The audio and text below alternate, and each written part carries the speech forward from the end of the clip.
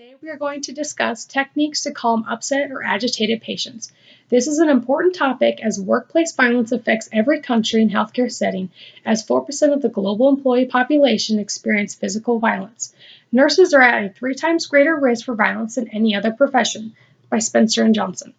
Gaynes, Brown, Lux et al. Describe aggressive behavior as actual physical violence towards self, others, or property, or making specific imminent verbal threats.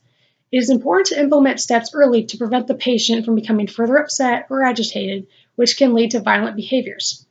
Nurses can really have an impact on the way that we handle these kinds of situations.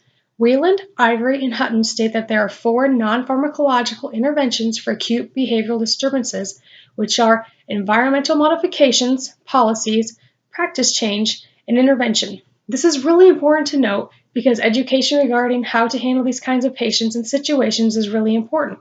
It is important to practice and be knowledgeable on how to handle this situation. It is important to note that because we are members of the medical care team, we need to maintain a safe working environment as well as being prepared and educated to handle escalating behaviors.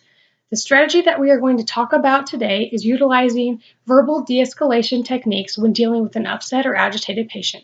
Some of the techniques for verbal de-escalation are listen to the patient, distraction, redirection, change the subject, provide options or choices, and emphasize with the patient. When interacting with the patient, body language comes into play. It is important that you do not make any quick movements and your posture is non-threatening.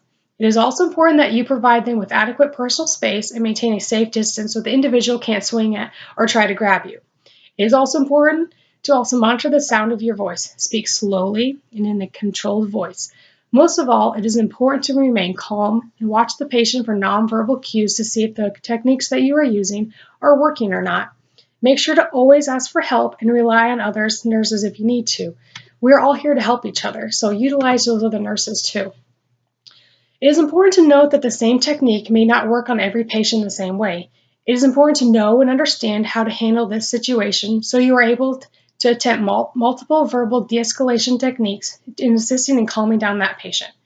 Verbal de-escalation techniques are a great method to first try to de-escalate a situation before it can develop into a violent situation.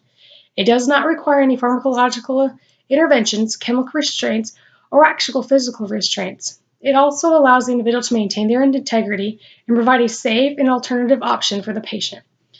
We're going to immediately implement the verbal de-escalation techniques training to all employees within this facility. We're going to set up 3 available time slots for next week, so you guys can attend the one training session next week that you're able to go to. At these sessions, we have an interactive session in which you have to role play with another nurse. This way you can see how the nurses handle the situation and the patient is, and it just keeps you on your toes, and that we can practice a lot better.